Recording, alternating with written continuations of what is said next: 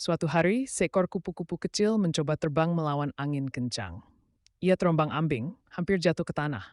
Seekor burung melihatnya dan berkata, "Mengapa kau tidak menunggu sampai angin reda?" Kupu-kupu menjawab, "Aku ingin segera mencapai taman bunga di seberang sana." Burung tersenyum, "Kadang menunggu adalah bagian dari perjalanan. Jika kau bersabar, kau akan sampai dengan selamat." Kupu-kupu pun bersembunyi di balik daun, menunggu angin mereda. Ketika cuaca membaik, ia terbang dengan mudah dan mencapai taman impiannya. Pesan moral, kesabaran adalah kunci kesuksesan. Terkadang, you have to beschrijkbaar in the city net stuff more.